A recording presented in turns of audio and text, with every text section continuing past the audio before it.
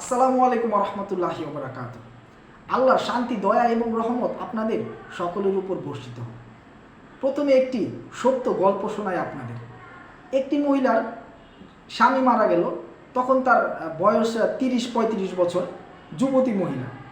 তার একটি ছেলে সন্তান ছিল 10-11 বছরের। সে কিন্তু চাইলেই বিয়ে বসতে পারত, কিন্তু সে চিন্তা করলো যে যেহেতু আমার একটি পুত্র সন্তান আছে, তো বাকি জীবন আমি তার মুখের দিকে তাকিয়ে কাটিয়ে দেব, আমি আর বিবাহে আবদ্ধ হব না। তো সে আর বিবাহ করলো না। তো অনেক পরিশ্রম, সে মহিলা অক্লান্ত অনেক পরিশ্রম করে টাকা উপার্জন করে ছেলেকে স্কুল পাশ করালো, কলেজ পাশ করালো, শেষমেশ মেডিকেল কলেজে পড়িয়ে এমবিবিএস ডাক্তার তৈরি করলো। সেই ছেলে এখন এমবিবিএস ডাক্তার, আলহামদুলিল্লাহ। তো সেই ছেলে যে এখন এমবিবিএস ডাক্তার, তারা এখন ঢাকার ওয়ারিতে একটি 4 তলার ফ্ল্যাট ভাড়া নিয়ে সেখানে তারা বসবাস করে। তো ছেলে যখন চেম্বারে বের হবে, সেই 4 তলা থেকে সেই মা এর নিচে এসে দাঁড়ায়, তার জন্য রিক্সা বা সিএনজি ঠিক করে, সিএনজি নেয় মানে ভাড়া টাড়া ঠিক করার পর তারপরে নিচে দাঁড়িয়ে 4 তলায় ছেলেকে ফোন দেয়, তারপরে সে নিচে নেমে আসে।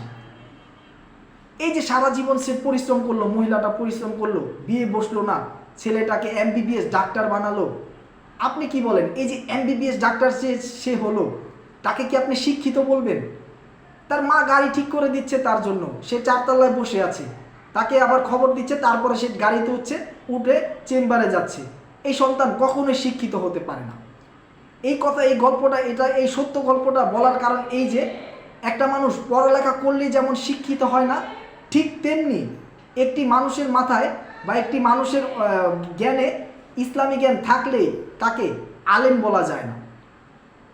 যেই ভাইরাল বক্তা বা কপি বক্তার কথা আমরা বলছি, তিনি most of the time Mizanur Rahman Azhari সাহেবের বক্তব্য নকল করে অনলাইনে সেটা পোস্ট করে থাকে সামাজিক যোগাযোগ মাধ্যমে। কিন্তু কথা হচ্ছে, তিনি আদার্স যে বিষয় নিয়ে কথা বলেন, মানে নিজে থেকে, সেখানে তিনি কথা বলেন নোরা ফাতিহি, মানে বলিউডের মানে নায়িকাদের নিয়ে, নোরা ফাতিহি, তারপর ক্যাটরিনা কাইফ, দীপিকা পাডুকোন, কারিনা কাপুর, তাদেরকে নিয়ে কথা বলেন। এখন এইসব নায়িকা, এটা কি নায়িকা? এদের সাথে কিন্তু পতিতালয়ের নারীদের সাথে কোনো পার্থক্য নেই। আমি তার একটি প্রমাণ আপনাকে দিচ্ছি। পতিতালয়ের নারীরা সামান্য কিছু টাকার জন্য তারা নিজের দেহ বিক্রি করে, ঠিক নায়িকারাও কিন্তু নিজের দেহটাই বিক্রি করে টাকার বিনিময়ে, অনেক অর্থের বিনিময়ে। তারা কি পতিতার চেয়ে নিজের শরীর কোনো দিক দিয়ে কম দেখায়? তারাও কিন্তু নিজের শরীর বিক্রি করে টাকার বিনিময়ে, অনেক টাকার বিনিময়ে। পতিতারা করে অল্প টাকার বিনিময়ে। পার্থক্যটা শুধু এতটুকুই, তাদেরকে বলা হয় নায়িকা, সমাজে প্রতিষ্ঠিত, আর তাদেরকে বলা হয় পতিতা, সমাজের একদম নিম্নমানের।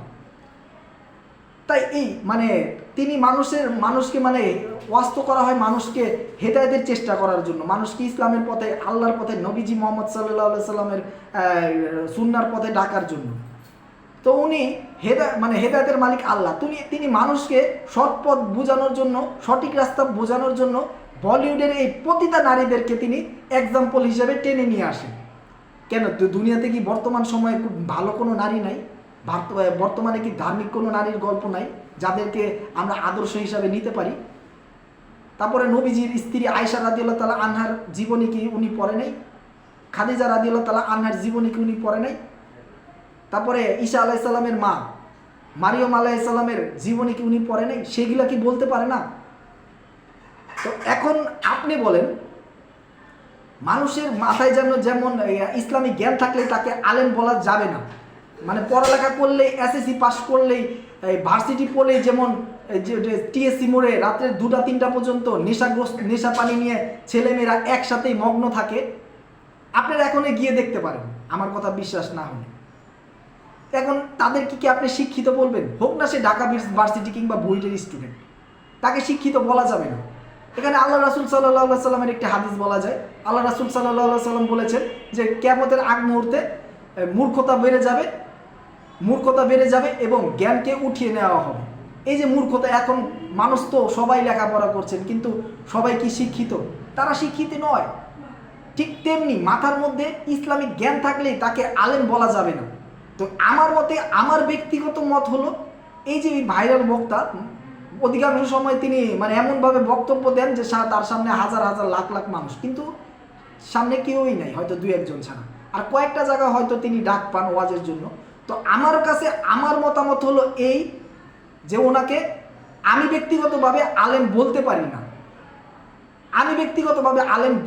না, আমার কাছে মনে হয় আমাদেরকেও যদি মানে ক্যামেরার সামনে বলে দেওয়া হয় যে সামান্য কিছুক্ষণ ওয়াজ করো, আলহামদুলিল্লাহ ওনার চেয়ে ভালো ওয়াজ করতে পারবো ইনশাআল্লাহ।